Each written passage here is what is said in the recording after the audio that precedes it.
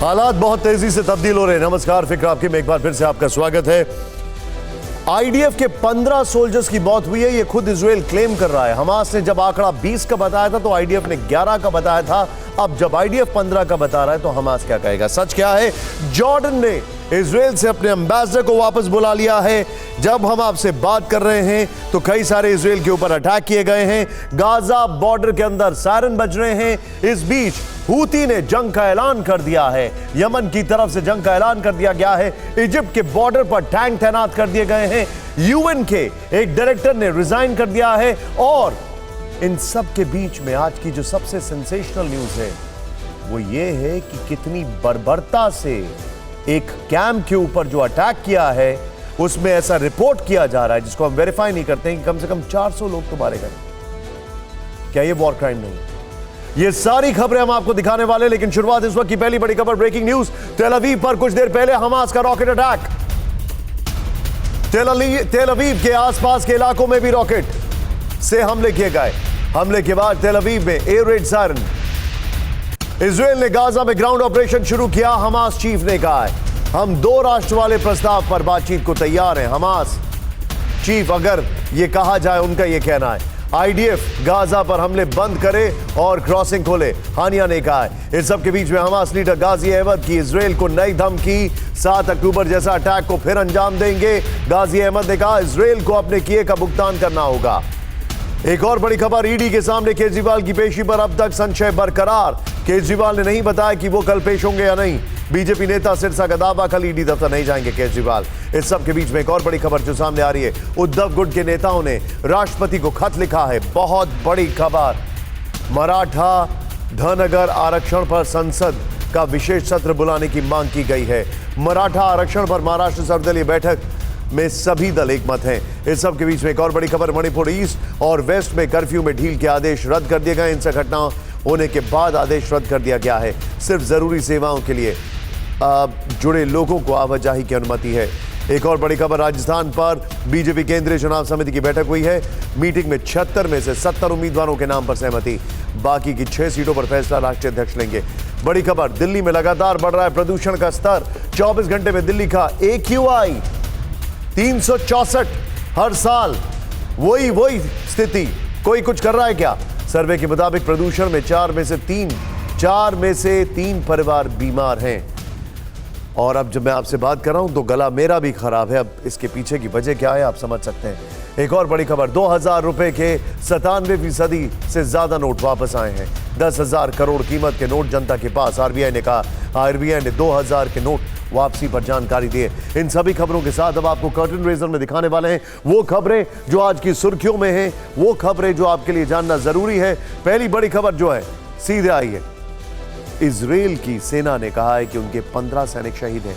IDF ये मान रहा है। सोचिए, हमास का दावा है कि उन्होंने 40 सैनिक मार के आए। 40। जमीनी लड़ाई में इजराइल को कितना बड़ा नुकसान हुआ है ये दिखाएंगे। जो वीडियोज आ रहे हैं वो शॉकिंग है। दूसरी खबर, जबालिया रेफ्यूजी कैंप पर हमले से दुनिया में पूरी तरीके से एक मत है कि यह हुआ क्या है। हमास के नाम पर क्या आम जनता की जान दी गई? तीसरी खबर, इजराइल पर हमास का टॉर्पीडो अटैक।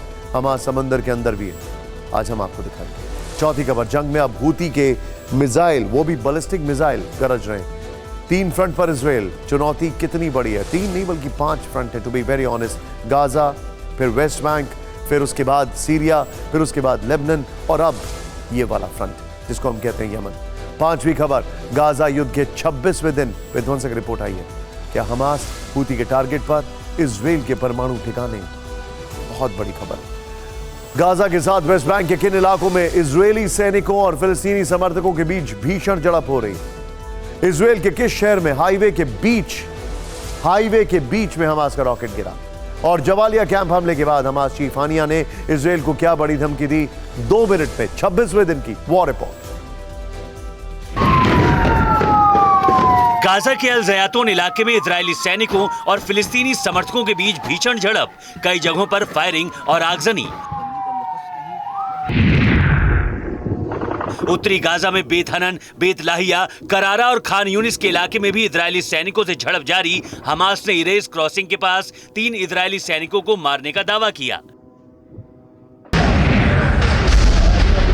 गाजा के अल शिफा अस्पताल पर आज फिर इजराइल की स्ट्राइक आईडीएफ अस्पताल के नीचे हमास के हेडक्वार्टर होने का दावा करता है।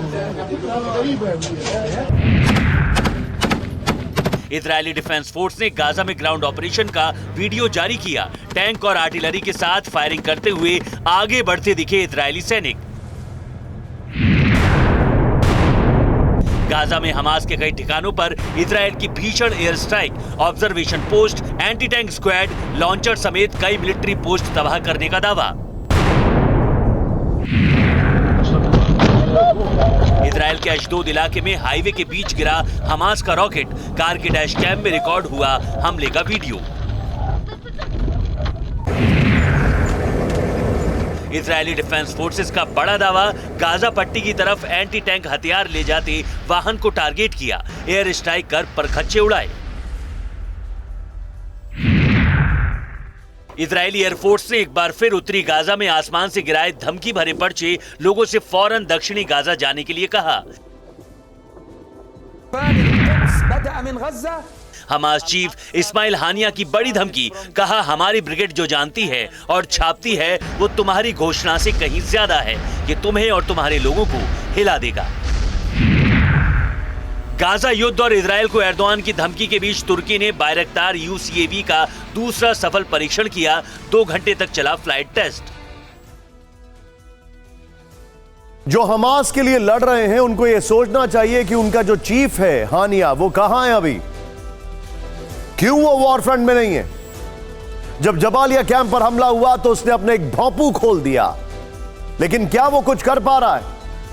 क्या वो अपने कमांडर बचा पा रहा है? उसके पॉलिटिकल ब्यूरो के लोग मारे जा रहे हैं, उसकी इंटेलिजेंस के लोग मारे जा रहे हैं, आम इंसान मारा जा रहा है, और हमास चीफ उस इलाके तक में मौजूद नहीं है। कौन सुनेगा ये बात? विक्रांत में आज हमारे पास गाजा पट्टी से बहुत बड़ी खबर है। 9 तस्वीरें तो सामने आई हैं, जरा जूम इन करें अभिषेक, ये देखें जरा। ये है ऑपरेशन नंबर 1। ये जो आपके सामने है ये है ऑपरेशन, ग्राउंड ऑपरेशन जो शुरू हुआ, ये हमने ग्रैब लिया है वीडियो के अंदर से। लेकिन उसके बाद ये जो 9 चेहरे आपको दिखाई दे रहे हैं, ये इस युद्ध में, बल्कि 6 टोटल 9 चेहरे आए हैं, वो शहीद हुए। ये इजराइल का कोलैटरल डैमेज है। कल हमास ने कहा था कि गाजा में इजरायली सेना का कब्रिस्तान बना देंगे। आज जमीनी लड़ाई में आईडीएफ को भारी नुकसान हुआ है। ये रिपोर्ट हम आपको दिखाने वाले हैं। लेकिन जमीनी लड़ाई सिर्फ गाजा में नहीं चल रही है, वेस्ट बैंक से ऐसी तस्वीरें सामने आनी शुरू हो चुकी है। सबसे पहले आप वेस्ट बैंक का गुरिल्ला युद्ध देखिए, इसके बाद गाजा का हाल बताएंगे वहां पर।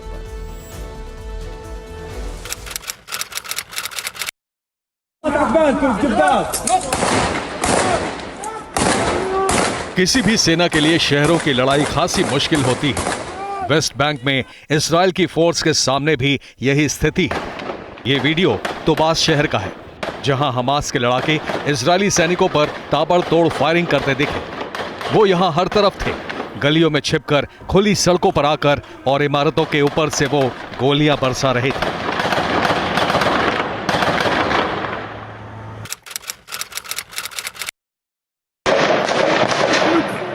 वेस्ट बैंक का एक और शहर है जेनिन।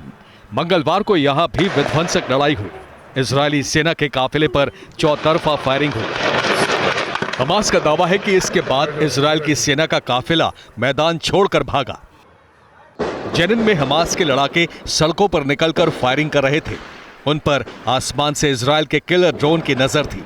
इसके बाद उन लड़ाकों पर ड्रोन अटैक हुआ। मौके पर ही कई लड़ाके मारे गए।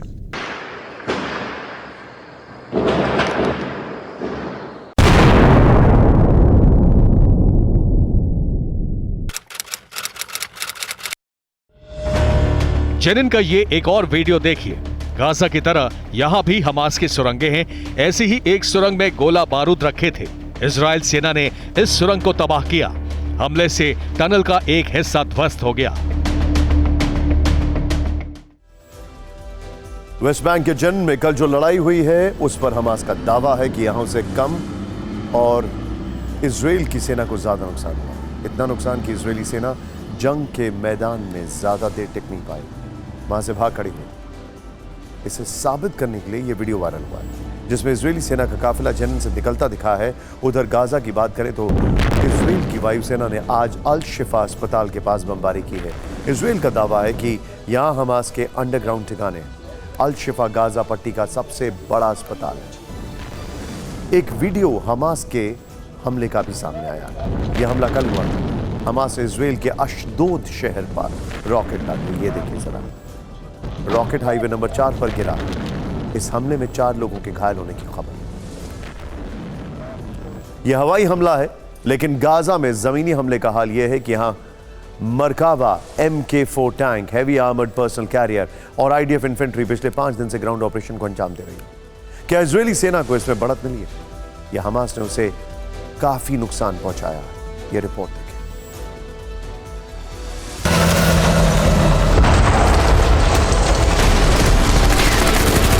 गाजा पर कब्जा। इजरायल की सेना इसी मिशन को पूरा करने के लिए पिछले 5 दिन से शहर के अंदर है। उसके टैंक और हथियारबंद सैनिक हमास के लड़ाकों से जमीनी युद्ध लड़ रहे हैं, लेकिन क्या उन्हें इसमें सफलता भी मिल रही है? ये सवाल क्यों उठे, उसका जवाब देने से पहले आपको हमास और इजराइल फोर्सेस के बीच की लड़ाई का एक विध्वंसक वीडियो दिखाते हैं। कहा जा रहा है कि गाजा में IDF हमास के ट्रैप में फंस चुकी है। IDF के टैंक पर भीषण हमले हो रहे हैं। हमास ने IDF के 6 सैन्य वाहन ध्वस्त कर दिए। ग्राउंड अटैक के दौरान IDF को बड़ा नुकसान पहुंचाने का दावा किया।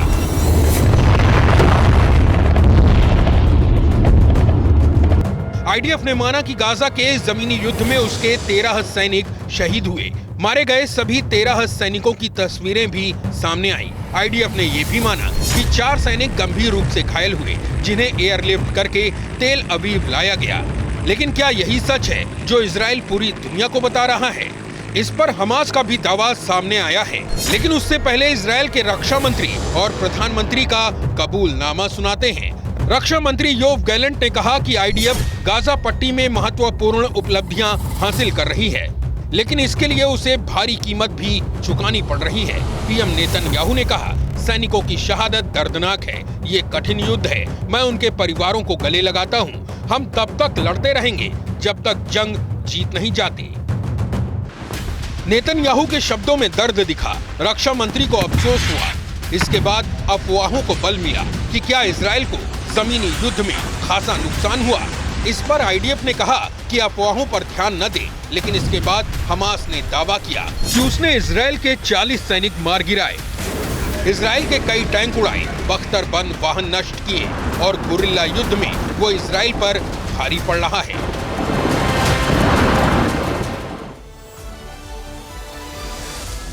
देखिए, अब आपको इस युद्ध में एक बहुत बड़ी मुसीबत नेतन्याहू की हम बताते हैं।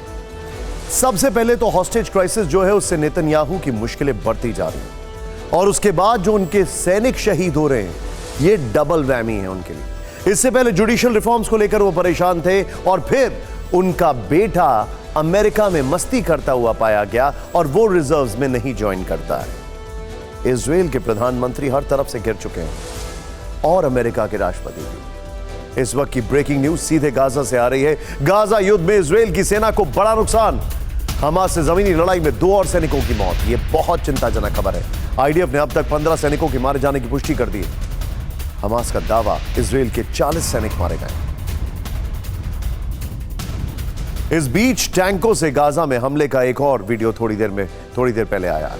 हमास से जानकारी दी है कि इस वक्त गाजा के उत्तर पश्चिम में बेल्ट लाहिया के अटट्रा इलाके में इजराइल की सेना से भीषण जंग चल रही है। उत्तर पूर्व में बेत हैनोन में भी भयंकर लड़ाई छिड़ी है। जमीनी जंग में एक और चौंकाने वाली जानकारी सामने आई है। हमास ने इजराइल की सेना पर अल-कायदा स्टाइल में अटैक करके दिखाया। इसे हमास ने एक्ट ऑफ सैक्रिफाइस नाम दिया है।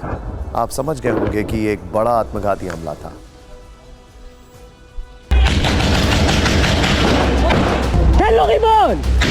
गाजा में इजराइल की सेना का सामना अब हमास के आत्मघाती ब्रिगेड से भी हो रहा है। हमास का दावा है कि उसने गाजा युद्ध में पहली बार इजरायली सेना पर आत्मघाती हमला किया, जिसमें IDF को भारी नुकसान हुआ। बताया गया कि गाजा में संघर्ष के दौरान हमास की फोर्स ने पहली बार एक्ट ऑफ सैक्रिफाइस किया। एक्ट ऑफ सैक्रिफाइस का मतलब आत्मघाती हमले से है, जिसमें सुसाइड जैकेट पहने हमास के एक लड़ाके ने इजरायली सेना के करीब आते ही खुद को बम विस्फोट करके उड़ा दिया। यह असल में अलकायदा की तर्ज पर किया गया आतंकी हमला था। जिस तरह से अफगानिस्तान में अमेरिकी फोर्सेस के खिलाफ अलकायदा आत्मघाती हमलों को अंजाम देता था, ठीक उसी तरह से हमास ने इजराइल के सैनिकों का रास्ता रोकने के लिए यह अटैक किया। लेकिन ये चौंकाने वाली रणनीति सिर्फ इतनी भर नहीं है। गाजा पट्टी में हमास एक और तरह से इजराइल की सेना पर प्रहार कर रहा है। ऐसे दावे किए जा रहे हैं कि आईडीएफ के सैनिकों के लिए हमास ने इमारतों के अंदर भी ट्रैप लगा रखे हैं। इजरायली सैनिक छापेमारी के दौरान जब बिल्डिंग में घुसते हैं तो हमास के लड़ाके उस बिल्डिंग के अंदर धमाके करते हैं। इस दावे में कितनी सच्चाई है कहना मुश्किल है, लेकिन इतना जरूर है कि गाजा में इजरायली सेना की जीत की राह इतनी भी आसान नहीं है।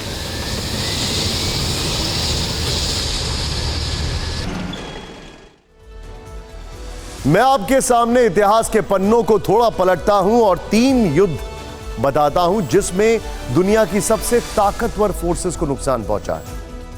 नंबर 1 वियतनाम,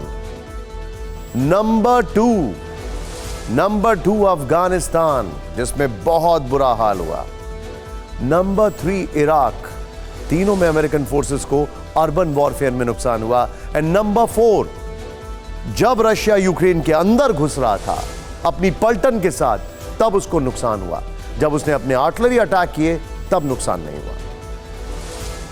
गाजा युद्ध को आज 26 दिन पूरे हो चुके हैं। जंग के इन 26 दिनों पर हमने गाजा युद्ध का एक अंक गणित तैयार किया। बेहद अहम जानकारी है जो आपके लिए जानना जरूरी है, ताकि आपको पता चल सके कि दुनिया के एक हिस्से में किस कदर तबाही मची हुई है। युद्ध में अब तक कुल 10,000 मौतें हो चुके हैं। एक आंकड़ा यह भी कहता है कि 11,000 स्ट्राइक्स की गई हैं। सिर्फ गाजा में मौत का आंकड़ा 8800 से ज्यादा। 11,000 हमास के ठिकाने तबाह किए गए। 20,000 इजरायली सैनिक गाजा के भीतर मौजूद हैं। 440 हमले हर दिन आईडीएफ पर हो रहे हैं। हर घंटे गाजा पर 42 बम गिरने का दावा है। गाजा में हर घंटे 15 मौत हो रही है और हर घंटे गाजा में 12 बिल्डिंग तबाह हो रही है। इसके अलावा फ्यूल की कमी के चलते गाजा के 16 अस्पताल आउट ऑफ सर्विस हो चुके हैं। सोचिए जरा, युद्ध के 26वें दिन बाद गाजा में मौत सिर्फ एक आंकड़ा बनकर रह गई है। कितने बेगुनाह मारे गए, किसी के पास इसकी सही संख्या नहीं है। मौत के इस आंकड़े को जबालिया कैंप के हमले ने और बढ़ा दिया। आज सोशल मीडिया पर जबालिया अटैक की जमकर चर्चा हो रही है। जबालिया की तबाही के अलग अलग वीडियो शेयर किए जा रहे हैं। टीवी स्क्रीन पर आप जबालिया पर हुए हमले की विचलित कर देने वाली तस्वीरें देख रहे हैं। ये तस्वीरें 31 अक्टूबर को कैंप पर हुए आईडीएफ की एयर स्ट्राइक और उसके बाद बर्बादी के मंजर की हैं। हमले में 50 लोगों की मौत हुई और 150 से ज्यादा घायल हुए हैं। हमास का कहना है 400 मारे गए। अपडेट यह भी है कि आज एक बार फिर जबालिया कैंप को इजरायली सेना ने टारगेट किया है। सवाल यह है, बहुत बड़ा सवाल, America, Germany, France, Italy, Japan और इसके अलावा ब्राजील, वेनेजुएला, क्यों खामोश हैं ये सब? कहां गए ये लोग जो यूक्रेन युद्ध पर बहुत बोल रहे थे, चीख रहे थे, रोते बिलखते आम फिलिस्तीनियों की ये तस्वीरें देखकर आपके मन में सवाल पैदा होगा कि इजरायल आर्मी ने बेगुनाहों को शरण देने वाले सबसे बड़े रेफ्यूजी कैंप को निशाना क्यों बनाया? ये रिपोर्ट देखें।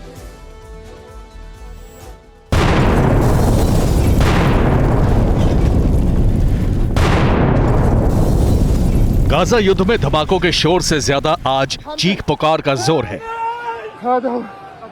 जबालिया कैंप के इलाके में मलबे के बीच जिंदगी की तलाश चल रही है।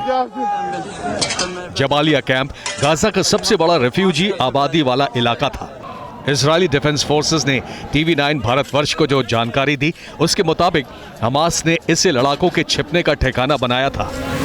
हमास का टॉप कमांडर इब्राहिम बियारी यहां बनी अंडरग्राउंड सुरंगों में दर्जनों लड़ाकों के साथ छिपा था। 7 अक्टूबर के हमले की प्लानिंग में बियारी ने बड़ी भूमिका निभाई थी। जबालिया बटालियन का अंडरग्राउंड बेस था। इजरायली फोर्सेस ने इलाके में हमास के ठिकाने दिखाते हुए एक मैप भी जारी किया है। आईडीएफ के मुताबिक उसने 1 से ज्यादा बमों का इस्तेमाल किया और पूरे इलाके को जमींदोज कर दिया। जबालिया कैंप पर अटैक मिलिट्री टारगेट था। यहां बहुत बड़ी सुरंग को नष्ट किया गया। जबालिया में बना बड़ा गड्ढा उसी सुरंग का हिस्सा है। आईडीएफ ने यह भी बताया कि उसने हमले से पहले लोगों को इलाका खाली करने के लिए अलर्ट किया था। हालांकि हमास का कहना है कि जबालिया कैंप में कोई ठिकाना नहीं था, ना ही वहां पर कमांडर इब्राहिम बियारी था। कैंप पर हमले को सही साबित करने के लिए इजराइल झूठे दावे कर रहा है। जबालिया कैंप अटैक में 50 लोगों के मारे जाने का दावा किया गया है। हालांकि फिलिस्तीनी स्वास्थ्य मंत्रालय के मुताबिक मौत का आंकड़ा 400 से ज्यादा है।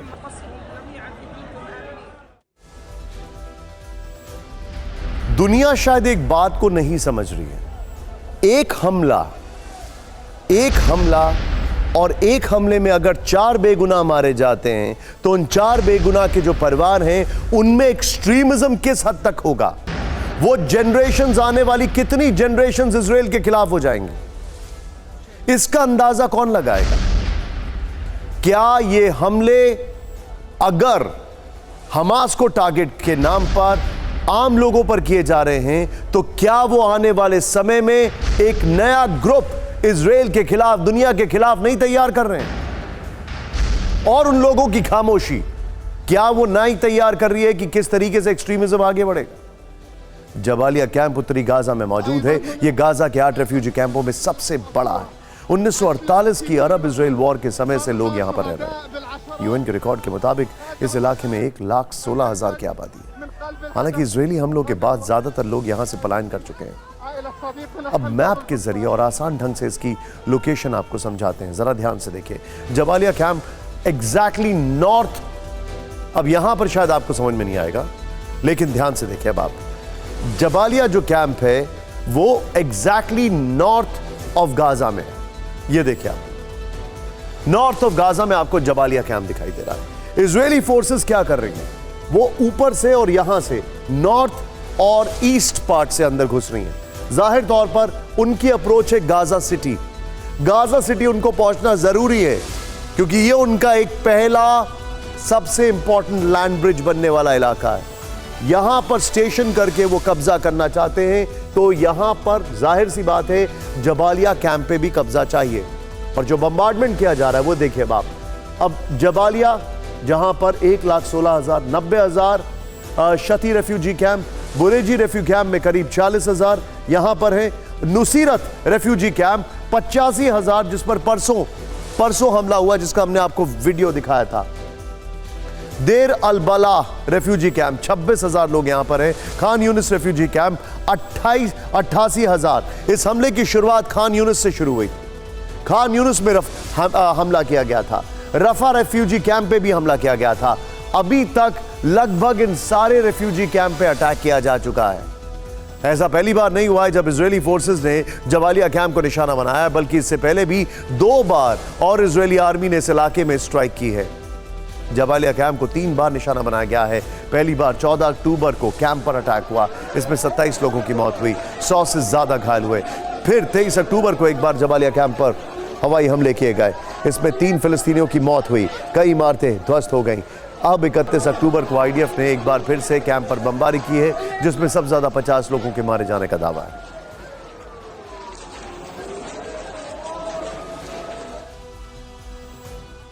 United Nations, united we stand and divided we think, ये है यूनाइटेड नेशंस। खामोश है, कुछ बोल रहा है इस पर।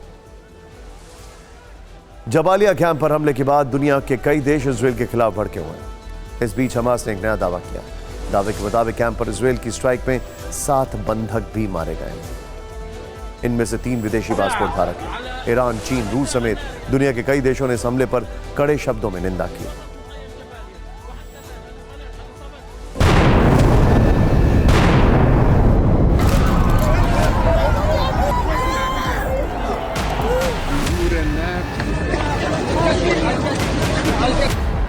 क्या जबालिया कैंप तीसरा विश्व युद्ध कराएगा? क्या यह हमला मिडिल ईस्ट में नया युद्ध भड़काएगा? जबालिया पर इजराइल के हमले में बेगुनाहों की जो जानें गई हैं, दुनिया के कई देश खुलकर इजरायली एक्शन के विरोध में आ गए हैं। ईरान के supreme leader Ayatollah Ali Khamenei ने खुलकर मुस्लिम देशों को इसके खिलाफ खड़े होने की अपील की है। फिलिस्तीन के समर्थन में खड़ा रूस भी आईडीएफ की कार्रवाई से भड़का है। पुतिन ने कहा है कि गाजा में निर्दोष लोगों को जो बमबारी कर मारा जा रहा है उसे किसी भी तरह से उचित नहीं ठहराया जा सकता। चीन ने भी गाजा में युद्ध विराम लागू करने की मांग की है। चीनी विदेश मंत्रालय के प्रवक्ता ने कहा है, गाजा में हो रही बेगुनाहों की मौत से चीन हैरान है। चीन गाजा के रिफ्यूजी कैंप पर हुए हमले की कड़ी निंदा करता है। चीन इजराइल समेत सभी पार्टियों से शांति स्थापित करने की अपील करता है। हमले के बाद मिस्र ने भी राफा क्रॉसिंग खोल दिया है। 2 देशों की नागरिकता रखने वाले लोगों को गाजा से निकलने का मौका दिया है। जबालिया कैंप पर अटैक के बाद 2 और बड़े डेवलपमेंट हुए। युद्ध के पीछे संयुक्त राष्ट्र जैसी संस्था की नाकामी मानते हुए डेली मेल के मुताबिक यूएन अधिकारी क्रेग मोखेबर ने अपने पद से इस्तीफा दे दिया है। उन्होंने गाजा युद्ध में यूएन के रुख पर नाराजगी जताते हुए नरसंहार के खिलाफ इस्तीफा दे दिया है। क्रेग ने अपनी विफलता स्वीकार की और कहा, गाजा नरसंहार रोकने में वो विफल रहे। इसके अलावा तुर्की ने तो संयुक्त राष्ट्र से अलग एक अंतर्राष्ट्रीय संस्था बनाने की मांग कर डाली है। तुर्किश सरकार की वेबसाइट पर राष्ट्रपति एर्दोगान के प्रवक्ता फेहरिटिन आल्टून ने लिखा है, यह स्पष्ट है कि नई सदी और नए युग की भावना के अनुरूप नए संतुलन को ध्यान में रखते हुए नए अंतर्राष्ट्रीय संगठनों की स्थापना करना आवश्यक है। तो क्या जबालिया कैंप पर हमला ही वो चिंगारी है जो तीसरे विश्व युद्ध की आग भड़का सकती है? इसका खतरा और बढ़ गया। ध्यान से देखिएगा खतरा कैसे बढ़ गया है, और मैं अब आपको ये बताने वाला हूं। ध्यान से देखिए, हमास का टॉर्पीडो ट्रेलर। हमने आपको हमास के पैराट्रूपर्स दिखाए थे, हमने आपको दिखाए हमास के रॉकेट। बस एयरक्राफ्ट शायद उनके पास नहीं है, ड्रोन्स भी हैं उनके पास, लेकिन टॉर्पीडोज हैं। हवाई और जमीनी हमले के बाद अब समंदर में जंग शुरू हो गई। लाल सागर और भूमध्य सागर, रेड सी और मेडिटेरेनियन सी युद्ध का केंद्र बनते जा रहे हैं, लेकिन इसे डरने के बदले हमास जवाब दे रहा है। हमास के जो लड़ाके हैं समंदर में इजरायली वॉरशिप को टारगेट कर रहे हैं। जो जानकारी आ रही है, हमास के लड़ाके इजरायली वॉरशिप को टारगेट कर रहे हैं, और उसके मुताबिक जो हमारे पास इंफॉर्मेशन आ रही है वो अब आप जरा ध्यान से देखें। जो मेरे पास फैक्ट्स हैं वो भी टॉर्पीडोज, वो भी जो उनके पास मौजूद हैं, ये देखिए अब आप। लेकिन इससे डरने के बदले हमास जवाब दे रहा है। ये देखिए, हमास के जो लड़ाके हैं वो समंदर में इजरायली वॉरशिप को टारगेट कर रहे हैं, वो भी टॉर्पीडो से। 26 दिनों की जंग में पहली बार टॉर्पीडो का इस्तेमाल हुआ। हमास ने इजरायल के वॉरशिप पर टॉर्पीडो से अटैक किया। हमास की टॉर्पीडो का नाम अल आसिफ मिसाइल। हमास की नेवी ने इसी का इस्तेमाल करके इजरायल पर हमला किया। हमास ने खुद दावा किया है कि उसके टॉर्पीडो के निशाने पर इजरायल की नेवी और वॉरशिप। ये खबर वाकई हैरान करने वाली है कि हमास टॉर्पीडो से लैस है। कुछ दिनों पहले ही हमास ने समंदर में तैयार रहने की चेतावनी दी थी, और अब टॉर्पीडो से हमला कर दिया है। बड़ी बात यह है कि हमास ने इस हमले के वीडियो सबूत भी दे दिए।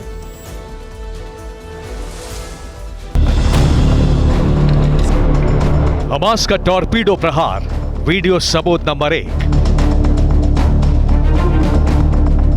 हमास का टॉर्पीडो प्रहार, वीडियो सबूत नंबर 2। 2 वीडियो सबूत जारी कर हमास ने बड़ा दावा किया है। ऐसा दावा जिसने इजरायली सेना को भी सख्ते में डाल दिया है। वीडियो में जिस मिसाइल को दिखाया गया है उसे हमास टॉर्पीडो बता रहा है, और जो लोग उसे लेकर समंदर में उतरे हैं वो हमास के अल कस्साम ब्रिगेड के लड़ाके हैं। ऐसा दावा है कि हमास के अल कस्साम ब्रिगेड के लड़ाकों ने ही अल आसिफ गाइडेड टॉर्पीडो को समुद्र में लॉन्च किया, जिसके निशाने पर इजरायली वॉरशिप थे। कस्साम ब्रिगेड ने वीडियो जारी करते हुए यह भी दावा किया कि मौजूदा युद्ध के दौरान पहली बार अल आसिफ गाइडेड टॉर्पीडो से हमला हुआ है। टॉर्पीडो का इस्तेमाल दुश्मन इजरायल के नौसैनिक ठिकानों के खिलाफ किया गया है, और इसे आगे भी जारी रखा जाएगा। इन वीडियोस में भी दिख रहा है कि कुछ लोग टॉर्पीडो को समंदर में लेकर जा रहे हैं। दोनों वीडियो 2 अलग अलग लोकेशन की है। सभी लड़ाकों के चेहरे या तो ब्लर हैं या फिर ढके हुए हैं, और समंदर में पहुंचते ही वो इसे लॉन्च कर रहे हैं। हालांकि टॉर्पीडो अटैक में इजरायल को कुछ नुकसान भी हुआ है या नहीं, ये अब तक क्लियर नहीं है। लेकिन एक बात साफ है कि हमास को जितना कमजोर इजरायल समझ रहा है उतना है नहीं। हमास के पास टॉर्पीडो का होना बड़ा संकेत है। हालांकि इजरायल का मानना है कि हमास को टॉर्पीडो मिसाइल किसी दुश्मन देश ने दी है। हमास के टॉर्पीडो को लेकर इजरायल के अपने दावे, लेकिन सवाल क्या है? हमास के अल कासम ब्रिगेड के पास टॉर्पीडो कहां से आया? क्या वाकई इजराइल के दुश्मन देश ने हमास को टॉर्पीडो दिया? ईरान की हम बात कर रहे हैं, और हमास के पास मौजूद टॉर्पीडो है कितना खतरनाक? हम आपको इन तीनों सवालों के जवाब बारी बारी से समझाएंगे, लेकिन पहले ये जान लीजिए कि अल आसिफ टॉर्पीडो कितना खतरनाक है। अल आसिफ आकार में छोटा है, जिसे बिना लॉन्चर के भी लॉन्च किया जा सकता है। ये युद्धपोत और पनडुब्बी को तबाह करने में सक्षम है, जीपीएस तकनीक से लैस है, इसीलिए इसे गाइडेड मिसाइल भी कहा जा रहा है। अल आसिफ तेजी से दिशा बदलकर बड़े से बड़े युद्धपोत को तबाह कर सकता है। ये ड्रोन की तरह होता है, बेसिकली सी ड्रोन की तरह। अब उस सवाल का जवाब जान लीजिए कि हमास के पास टॉर्पीडो आया कहां से। दरअसल हमास ने जिस टॉर्पीडो का वीडियो जारी किया है उसके बारे में दावा किया जा रहा है कि वो हाथ से बनाया गया है। ऐसी आशंका है कि ईरान ने हमास को टॉर्पीडो दिया। ईरान ने पहले टॉर्पीडो हूती विद्रोहियों को दिया और वहां से वो हमास तक पहुंचा। ऐसा भी दावा किया जा रहा है कि टॉर्पीडो समंदर और सुरंग के रास्ते हमास तक पहुंचा। दरअसल हमास लगातार ताकतवर हथियारों से लैस हो रहा है। कुछ दिनों पहले ही खबर आई है कि ईरान हमास को माजिद एयर डिफेंस सिस्टम दे रहा है। खबर यह भी आई है कि हमास के पास उत्तर कोरिया के F7 rocket propelled grenade launcher है, जिसे कंधे पर रखकर चलाया जाता है। हमास के पास जो रॉकेट हैं उनकी रेंज 250, 160, 80 और 10 किलोमीटर। उसके पास 35 जौरी ड्रोन भी है, जिसका इस्तेमाल 7 अक्टूबर के हमले में हुआ। यही नहीं, हमास के लड़ाकों के पास सोवियत मशीन गन, जिसे जरूरत और वक्त के मुताबिक मॉडिफाई किया जाता है। इजराइल के लिए नई मुसीबत समंदर में सिर्फ हमास के टॉर्पीडो नहीं है, बल्कि उसके खिलाफ इस विध्वंसक लड़ाई में एक और मोर्चा खुल गया है। एक और मुल्क यमन युद्ध में कूद गया है।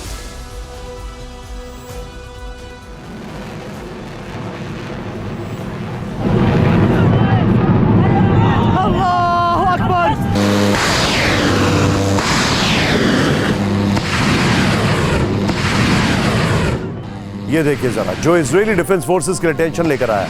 ये दो तस्वीरें देखिए, ये मिसाइल और दूसरी ड्रोन की है।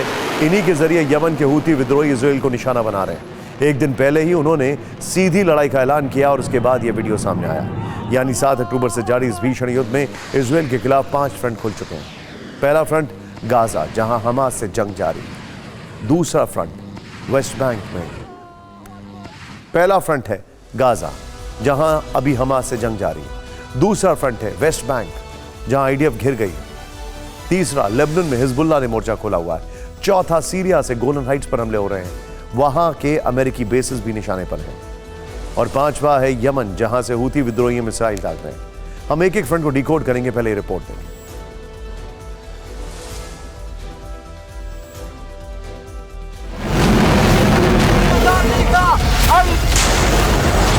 इजराइल के विरुद्ध युद्ध के ऐलान के साथ ही हूती ने आक्रामक तेवर दिखाने शुरू कर दिए। यमन से बैलिस्टिक मिसाइल और ड्रोन दागने का बाकायदा वीडियो जारी किया गया। यमन की एयरफोर्स और हूती विद्रोही मिलकर इजराइल पर इस हमले को अंजाम दे रहे हैं। इलियट समेत कई इजरायली शहरों पर अटैक किए गए।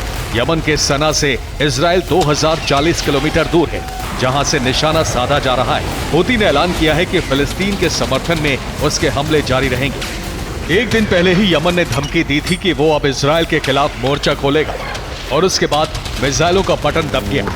वैसे इजराइल ने हूती की सभी मिसाइलें और ड्रोन मार गिराने का दावा किया है, लेकिन यमन की हरकत का असर जॉर्डन में दिखा। कहा जा रहा है कि इजराइल की ओर जाते वक्त हूती की कुद्स 4 मिसाइल क्रैश हो गई, जिसके टुकड़े जॉर्डन में गिरे। इन टुकड़ों पर कुद्स लिखा हुआ नजर भी आया। यमन की कुद्स 4 घातक मिसाइल है, जिसकी रेंज 2000 किलोमीटर तक है।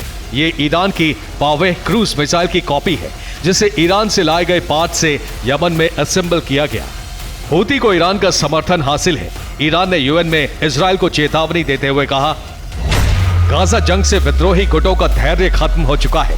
गाजा में हमले विद्रोहियों में आक्रोश बढ़ा रहे हैं। गाजा जंग में हूती विद्रोही शामिल हो सकते हैं, और अब जंग रोकना अमेरिका के हाथ में है। ईरान के इस बयान से कई बड़े सवाल खड़े हो रहे हैं। सवाल ये कि क्या जंग के लिए विद्रोहियों को ईरान भड़का रहा है? क्या ईरान की मिडिल ईस्ट को युद्ध में झोंकने की कोशिश है? क्या विद्रोही गुट मुस्लिम देशों को एकजुट करने की कोशिश में है? वैसे आपको बता दें कि हूती के हमलों की धमकियों को देखते हुए इजराइल ने लाल सागर में तैनाती बढ़ा दी है। इजराइल ने मिसाइलों से लैस बोट को लाल सागर में उतार दिया है, ताकि यमन के अटैक को इजराइल पहुंचने से पहले ही ध्वस्त किया जा सके।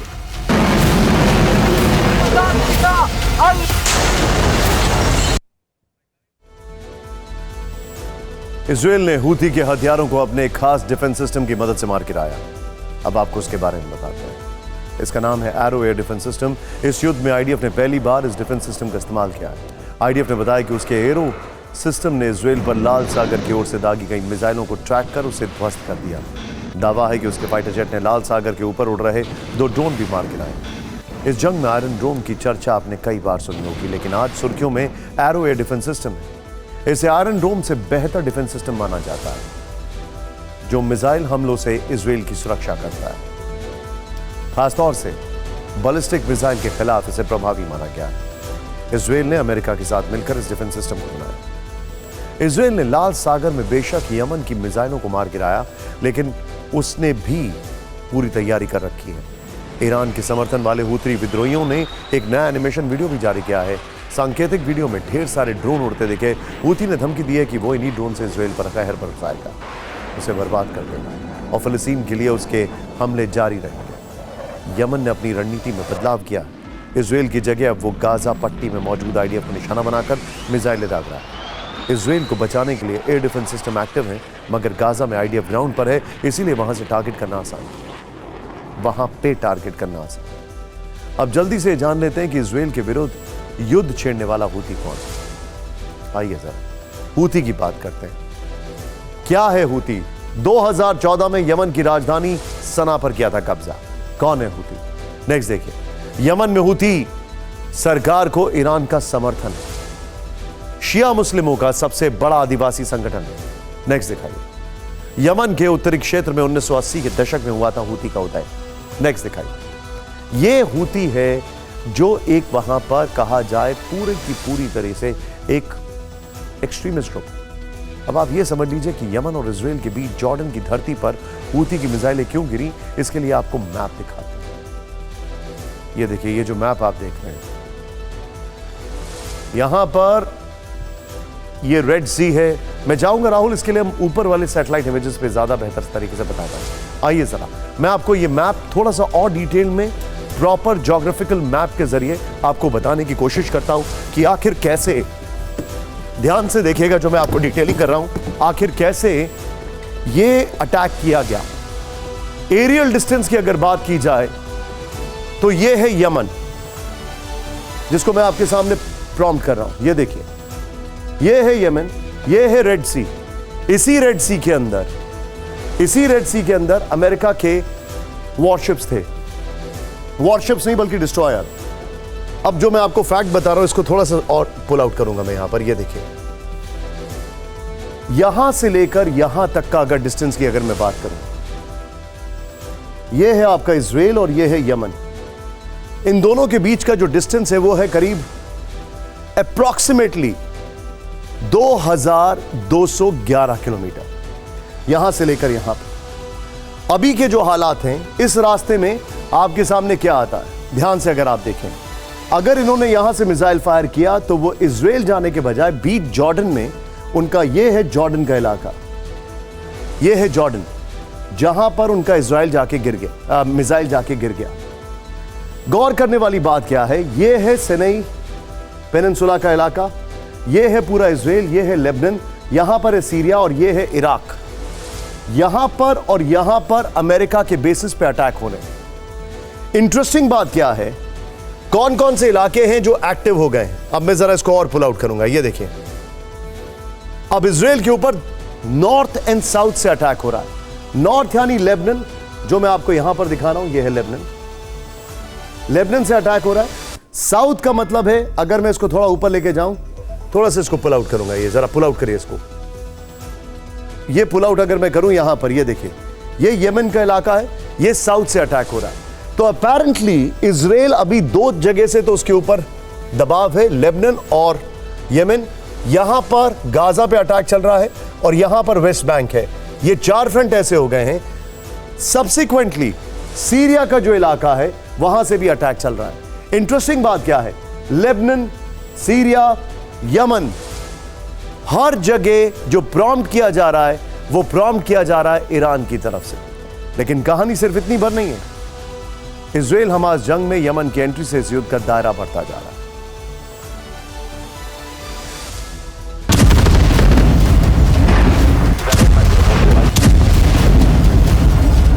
इजराइल हमास युद्ध ने पूरे मिडिल ईस्ट का ऑर्डर बदल दिया है। ईरान और तुर्की ने एक साथ इजराइल को बहुत बड़ी धमकी दी, जो बहुत बड़े खतरे के संकेत है। ईरान ने कहा कि गाजा जंग से विद्रोही गुटों का धैर्य खत्म हो चुका है। अब इसका मतलब समझिए, हूती और हिजबुल्लाह दोनों ईरान के मोहरे हैं। दोनों विद्रोही संगठन इजराइल के खिलाफ जंग में उतर चुके हैं। इजराइल लेबनान बॉर्डर पर हिजबुल्लाह हमले बोल रहा है, तो वहीं यमन की तरफ से हूती ने मोर्चा खोल दिया है। लेबनान बॉर्डर पर दोनों तरफ से 5 किलोमीटर का इलाका खाली कराया जा चुका है, तो वहीं हूती भी 24 घंटे से युद्ध में मिसाइलें दाग रहा है, यानी एक साथ दोनों अटैक कर रहे हैं।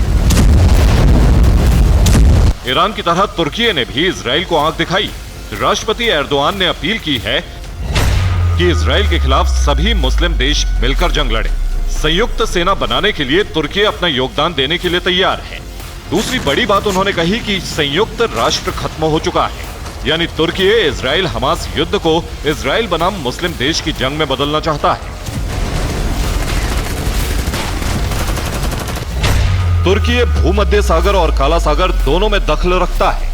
काला सागर तो तुर्की रूस के साथ मिलकर कंट्रोल करता है, जबकि ईरान स्ट्रेट ऑफ हार्मुज में सीधा दखल रखता है। हालांकि तुर्की काला सागर को कंट्रोल करता है, लेकिन 2 दिन पहले उसने 100 साल पूरा होने पर भूमध्य सागर में परेड की, यानी उस जगह अपनी वॉरशिप से शक्ति प्रदर्शन किया जहां से इजराइल करीब है। भूमध्य सागर वही जगह है जहां अमेरिका समेत 11 देशों के 50 युद्धपोत तैनात हैं। लेकिन सबसे बड़ा मोड़ हूती के हमले के बाद आया, जिसकी मिसाइल जॉर्डन की जमीन पर गिरी। बदलते हालात को देखते हुए मिस्र भी अलर्ट हो गया। उसने सिनाई प्रायद्वीप गाजा के बीच टैंकों की तैनाती कर दी। इसके अलावा फिलिस्तीनी शरणार्थियों के आने के डर से राफा बॉर्डर क्रॉसिंग पर इन्फेंट्री की तैनाती हुई है। मिस्र ने चेतावनी दी है, इजिप्ट की रेत के एक कण पर भी किसी का कब्जा नहीं होने देंगे। इजिप्ट के लाखों लोग देश के लिए बलिदान देने को तैयार हैं। इजराइल के गाजा प्लान के लीक होने के बाद इजिप्ट के पीएम ने यह वार्निंग दी। हमने इसी शो में दिखाया था कि इजराइल का गाजा से फिलिस्तीनियों को इजिप्ट के सिनाई प्रायद्वीप में भेजने का प्लान है। मिडिल ईस्ट में तनाव बढ़ा तो सऊदी अरब ने भी अमेरिका से अपनी सुरक्षा के लिए मिसाइल डिफेंस सिस्टम मांगा। यानी इजराइल पर जिस तरह हर दिशा से हमले हो रहे हैं, उससे साफ लग रहा है कि मिडिल ईस्ट में तीसरा विश्व युद्ध शुरू हो चुका है।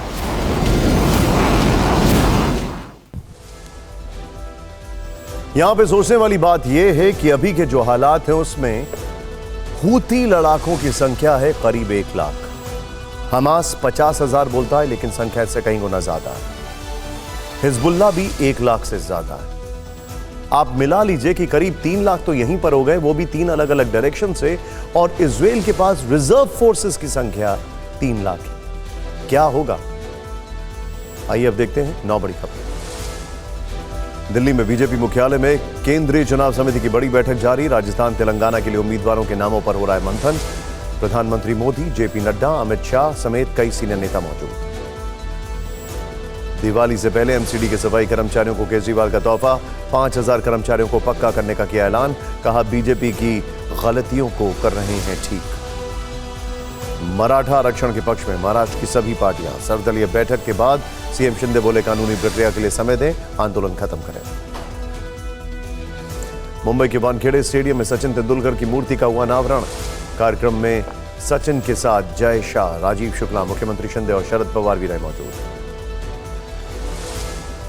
जयपुर में टिकट नहीं मिलने से कांग्रेस विधायक के समर्थक नाराज। पार्टी दफ्तर के बाहर किया प्रदर्शन। एमएलए महेश जोशी को टिकट देने की मांग की।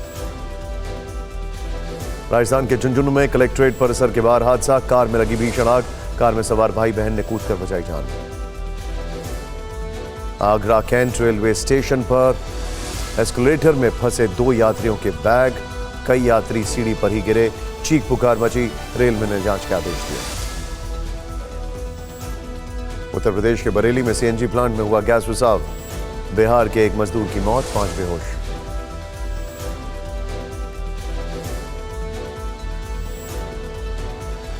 हिमाचल प्रदेश के मंडी में टेम्पो ट्रैवलर गाड़ी खाई में गिरी। 4 लोगों की मौत, 7 घायल। शादी समारोह से लौट रहे थे।